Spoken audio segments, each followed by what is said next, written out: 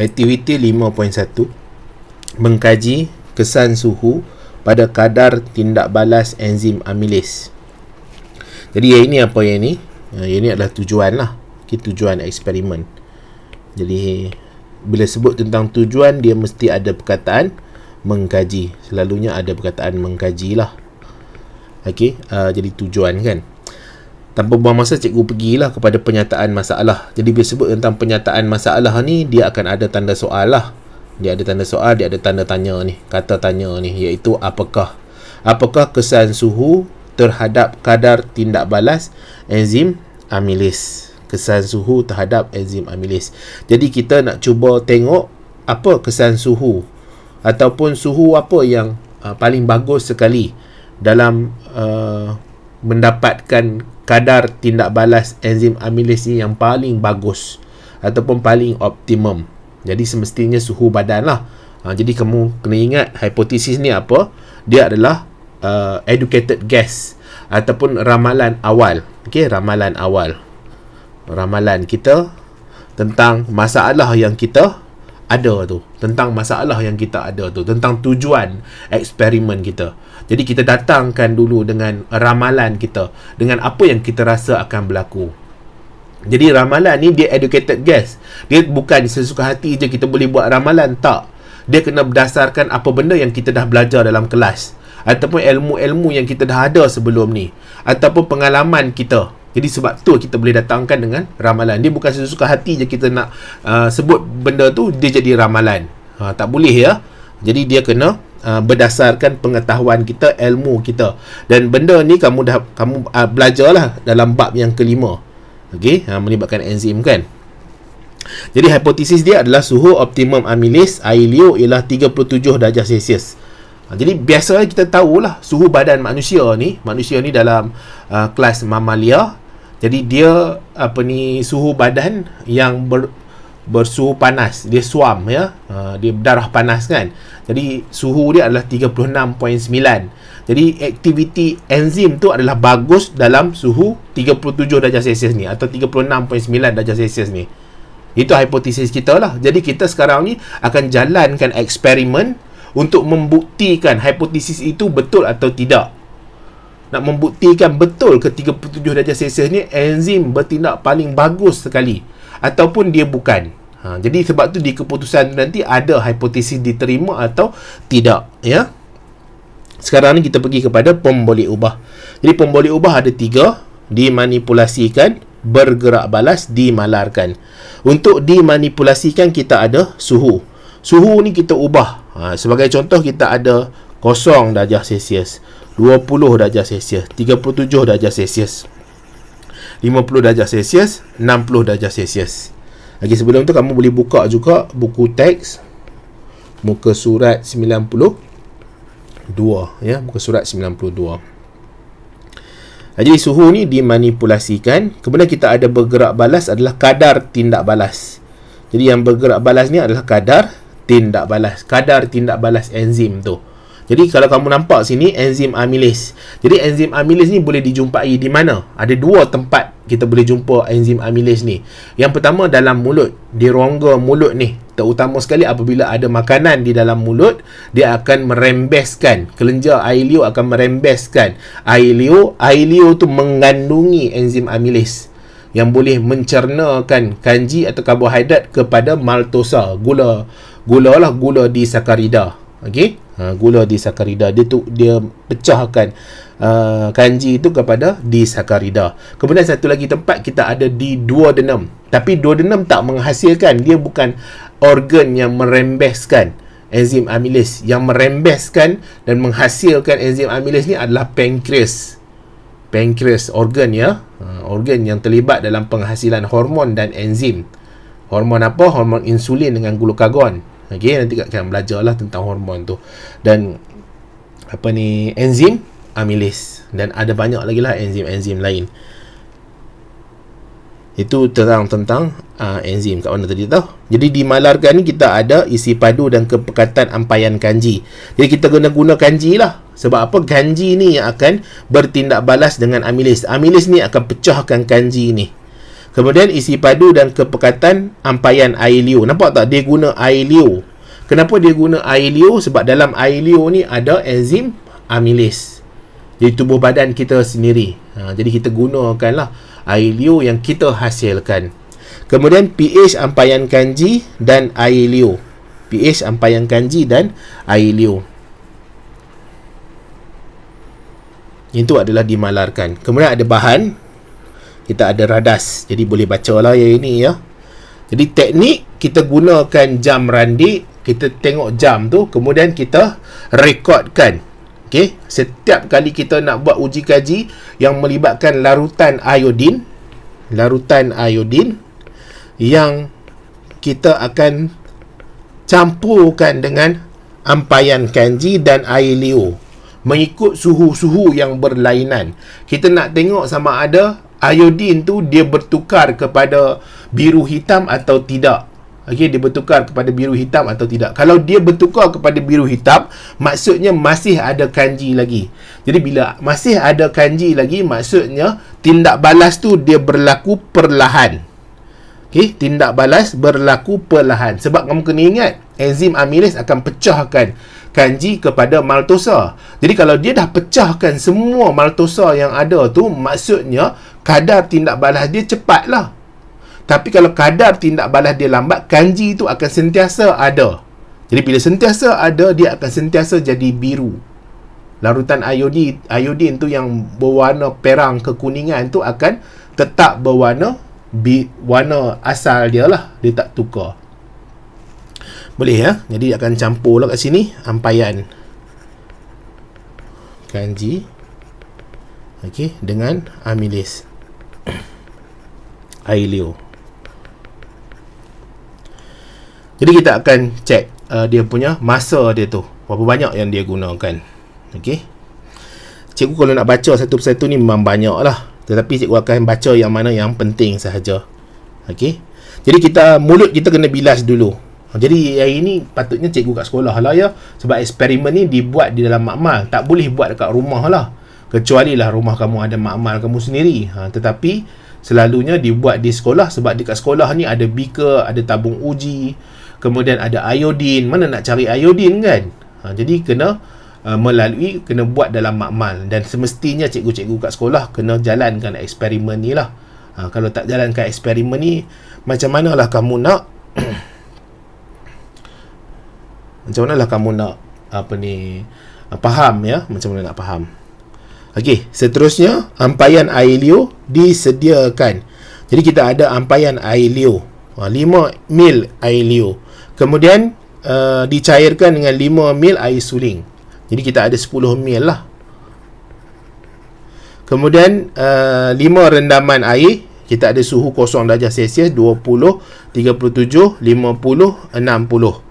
Jadi di sini ni ada, di sini ada dia punya set dia, iaitu yang melibatkan 0 darjah Celsius, 20 darjah Celsius, 37 darjah Celsius, 50 darjah Celsius, 60 darjah Celsius.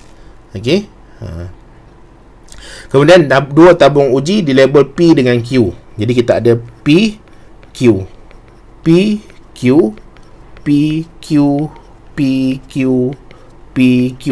Jadi tabung uji tu kita letak di dalam beaker tu dengan mempunyai suhu persekitaran yang berbeza lah. Persekitaran yang berbeza. Tabung uji P, kita akan masukkan ampaian kanji. Ampaian kanji. Tabung uji Q, kita akan masukkan air liur. Ampaian air liur lah.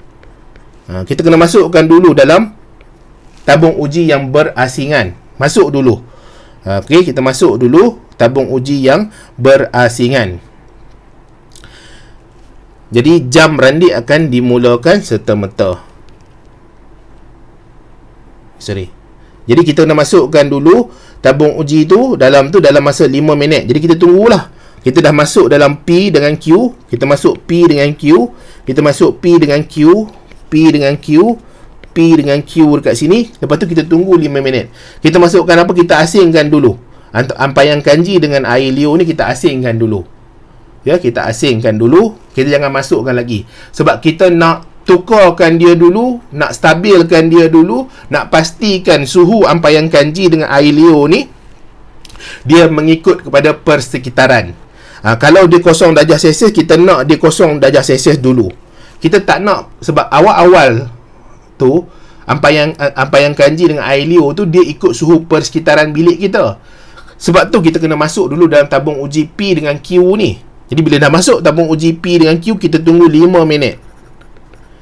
Okay, dah tunggu 5 minit, barulah kita campurkan, iaitu campurkan antara P dengan Q.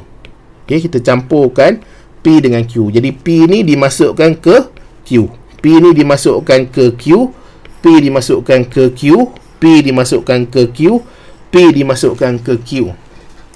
Jadi kita campurkan antara, okey, ni kita campurkan antara ampaian kanji dengan air liur. Dan sekarang ni lah baru ada tindak balas enzim amilase ni. Amilase ni terhadap kanji. Tindak balas amilase terhadap kanji. Jadi amilase ni akan cuba pecahkan kanji ni. Okey, dia akan cuba pecahkan kanji kepada maltosa. Okey, dia akan cuba pecahkan kanji kepada maltosa. Ya, dia akan cuba pecahkan kanji kepada maltosa. Jadi kalau kanji itu masih ada lagi, warna biru, warna perang kekuningan,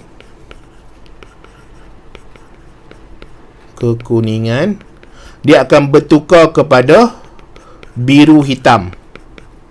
Okey, dia akan tukar kepada biru hitam. Kalau dia dah tidak ada, maksudnya dia kekal kepada warna perang kekuningan. Okey, dia kekal perang kekuningan, maksudnya dah berlaku tindak balas secara keseluruhan. Amilase tu dah pecahkan kanji ni kepada maltosa. Jadi maksudnya semakin kalau dia tak tukar, jadi maksudnya kadar tindak balas tu dah berlaku secara keseluruhan. Ya, cikgu nak terang macam mana pun tak tahu, ya, susah juga kadang-kadang kan. Kat mana tadi? Okey, kemudian bila dah campurkan tu, kita dah start jam randik. Kita dah mula start jam randik. Jadi kita dah campurkan P dengan Q, P dengan Q ni, P dengan Q, P dengan Q, P dengan Q. Kita akan start lah, kita akan mula jam randik tu. Setiap 1 minit, kita akan keluarkan setitis daripada campuran dalam tabung uji Q. Setitis daripada tabung uji Q ni, kita letaklah di satu tempat lah, satu tile, ataupun kita letakkan di mana di sini.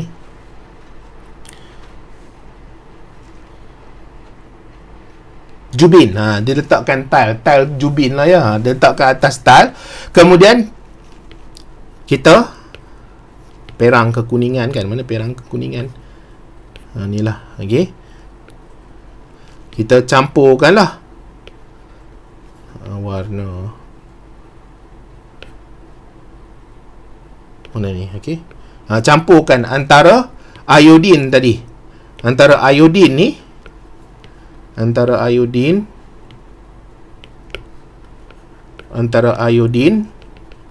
dengan yang daripada Q ni setiap 1 minit. Jadi maksudnya kita keluarkan setiap 1 minit kita campur. Setiap 1 minit kita campur. Kalau dia bertukar jadi biru, daripada perang kekuningan tu dia bertukar jadi biru, maksudnya kadar tindak balas tidak berlaku secara keseluruhan lagi. Jadi maksudnya dekat sini untuk yang 0 darjah Celsius, 0 darjah Celsius ni suhu dia sejuk, 0 darjah Celsius. Jadi dalam teorinya kadar tindak balas tak akan banyak lah.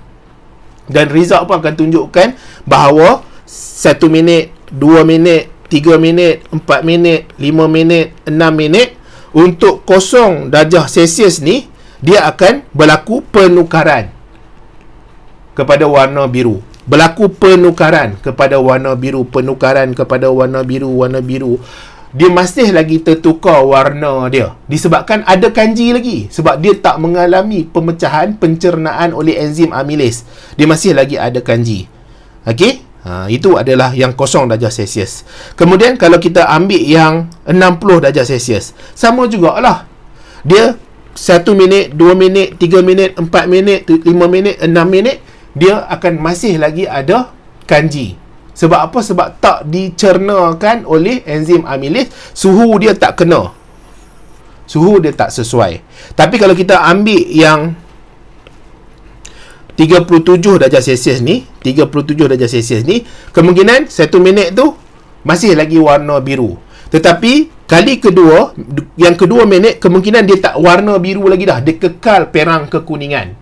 Jadi bila dia kekal perang kekuningan, maksudnya dah berlaku pencernaan keseluruhan bagi kanji itu. Kanji itu telah ditukar jadi maltosa. Yang ni 37 darjah Celsius. Sebab apa? Sebab tu dia paling bagus sekali. Okay? Cikgu tak tahu lah kamu boleh faham ke tidak. Yang ni susah jugalah kan. Jadi keputusan dia kita nampak dekat sini. Untuk 0 darjah Celsius, dia ambil masa lebih daripada 30 minit. Lebih daripada 30 minit, 30 minit dan ke atas tak semestinya dia tukar. Jadi warna dia kekal warna perang kekuningan. Dia tak semestinya. Dia masih lagi bertukar jadi warna biru. Jadi kalau dia bertukar warna biru, maksudnya apa? Kanji itu masih ada. Kanji itu masih ada. Kemudian ada 20 darjah Celsius. 8 minit dia dah mula tak tukar. Dia kekal warna perang kekuningan. Dia kekal perang kekuningan. Jadi maksudnya dia memerlukan lebih kurang 8 minit untuk kadar tindak balas tu berlaku sepenuhnya, menyebabkan semua kanji itu ditukar jadi maltosa. Ya, semua kanji itu ditukar jadi maltosa. Kemudian kita ada 0.33. Jadi maksudnya dia kurang daripada 1 minit. Dia kurang daripada 1 minit. Jadi maksudnya cepat dia punya tindak balas tu bila suhu dia 37 darjah Celsius. Maksudnya dia tak bertukar lagi dah warna biru hitam, blue black, tak bertukar lagi dah. Dia kekal warna perang kekuningan. Kenapa dia kekal warna perang kekuningan? Sebab tidak ada kanji. Kalau ada kanji, warna perang kekuningan yang disebabkan oleh iodin tadi tu akan tukar jadi biru hitam. Kalau tidak ada, dia akan kekal perang kekuningan. Kemudian 50 darjah Celsius, dia lama lah ambil masa. Kemudian kalau 60 ni lagilah lama. Cuma kamu kena buat graf, sebab kita nak tengok dia punya keadaan bagaimana suhu tu mempengaruhi kadar tindak balas oleh enzim amilase terhadap iodin, terhadap kanji. Jadi kita kena tukarkan dalam bentuk 1 per masa, 1 over time. Okey, 1 per masa. Jadi kena bahagilah. Jadi cikgu buat kalkulator kat sini. Jadi kalau 1 bahagi 30, kan, masa dekat sini 1 bahagi 30 sama dengan 0.03. 1 bahagi 8 sama dengan 0.125. Jadi kat sinilah 125 ni dia bundarkan jadi 0.13. Okey, kemudian 1 bahagi 0.33 dapat 3. Okey, kemudian 1 bahagi 6 sama juga dengan 0.17. Ini sama dengan yang atas. Jadi bahagi je, mudah je ya. Kamu janganlah bahagi pun kamu tak tahu. Sekarang ni kita buatlah dia punya graf. Buat dia punya graf. Okey, cikgu guna warna ni lah, warna biru lah. Paksi X dan paksi Y. Paksi Y, paksi X. Jadi paksi X ni adalah apa? Paksi X ni adalah pemboleh ubah dimanipulasikan. Paksi X mesti pemboleh ubah dimanipulasikan. Dia memang dari segi matematik, memang X tu dia manipulasi. Okey, sebab X ni dia akan mempengaruhi Y. Sebab itulah kita ada formula Y sama dengan MX tambah C. Jadi apa sahaja yang berlaku pada X akan mempengaruhi Y. Sebab itulah Y ni adalah responding variable, pemboleh ubah yang bergerak balas.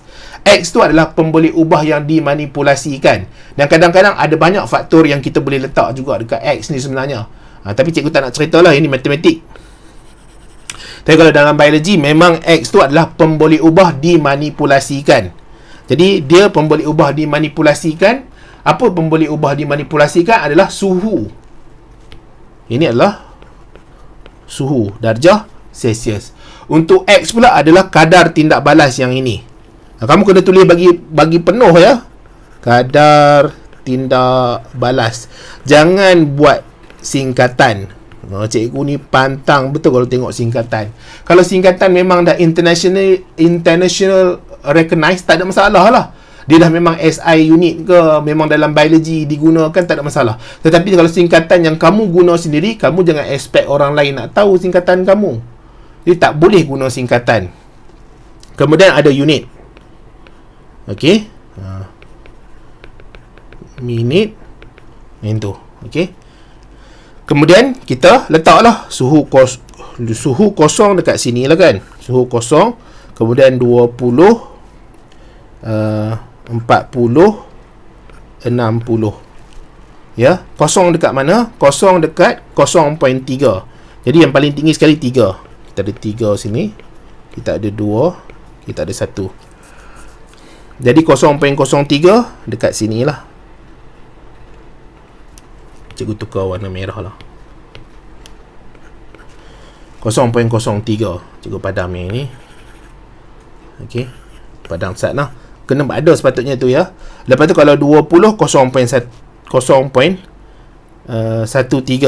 Dia naik sikit kat sini. Okey. Kemudian 3. 3 apa? 37 dekat sini. Kemudian 50 dekat sini. Kemudian 60 0.03 lagi rendah. Jadi nampak tak dia punya graf dia?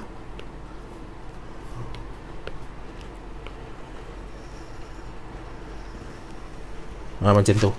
Graf dia macam tu. Ya, kalau buat kertas graf lagi mudah lah. Kalau ada grid-grid tu kan, ada kotak-kotak tu lagi nampak jelas. Tetapi di sini kita boleh lihat lah. Jadi kita boleh lihat di sini ni kadar tindak balas paling optimum sekali pada suhu 37 darjah Celsius. 37 darjah Celsius. Itu macam mana nak buat graf. Cikgu dah terang lah ya. Hopefully kamu boleh faham. Harap-harap lah. Penat ni kalau cikgu buat video ni kadang-kadang ya. Tabung uji PQ direndam dalam kukus air selama 5 minit untuk stabilkan suhu ampaian di dalam kedua-dua tabung uji. Stabilkan maksudnya apa? Kita tukarkan dulu ampaian kanji dengan amylis tu dengan suhu yang kita nak buat tu. Kita jangan campur lagi. Kalau kita campur terus, dekat waktu kita campur tu akan ada tindak balas yang bukan pada suhu yang kita nak. Okey? Jadi kita kena biarkan dia dulu dalam suhu yang kita nak uji kaji itu. Contoh kalau 0 darjah Celsius, kita kena letak dulu ampaian kanji dengan amylis tu pada suhu 0 darjah Celsius. Bila kita campur, barulah kita punya result tu dia mengikut kepada suhu yang kita nak tadi 0 darjah Celsius. Kemudian apabila amylis dalam air liur telah menghidrolisis, dia cernakan kanji menjadi lengkap, warna biru gelap tidak terbentuk dalam ujian iodin. Maksudnya amylis tu apabila dia telah pecahkan kanji itu sepenuhnya, biru gelap tu tidak akan terbentuk. Sebab biru gelap ni terbentuk bila ada kanji. Cikgu dah terang tadilah. Okey. Pada suhu rendah, tindak balas berlaku perlahan. Apabila suhu meningkat, kadar tindak balas meningkat sehingga suhu optimum 37 darjah Celsius. Apabila mencapai suhu optimum, kadar tindak balas berkurangan secara mendadak kerana enzim mengalami penyahaslian. Jadi semakin meningkat suhu lebih daripada 37 darjah Celsius ni akan mengalami penyahaslian. Jadi kadar tindak balas paling cergas adalah 37 darjah Celsius. Paling cergas, paling optimum, paling cepat, paling bagus 37 darjah Celsius. Jadi hipotesis diterima.